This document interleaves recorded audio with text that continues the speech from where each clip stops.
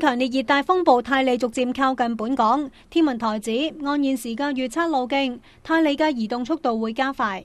咁按照而家我哋嘅預測路徑呢，泰利嘅移動呢會慢慢加快翻，同埋會逐漸靠近香港噶啦。咁而會喺今晚嘅大約喺香港東南200公里左右掠過嘅。咁隨住泰利逐漸靠近啦，咁我哋預測香港今日呢普遍會吹強風啦。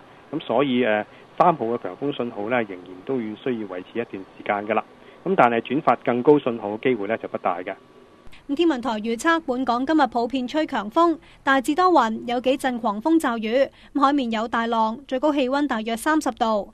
教育局宣布上午班同埋全日班幼稚園、傷殘同埋智障兒童學校今日停課。職訓局亦都宣布所有展亮技能發展中心今日停課。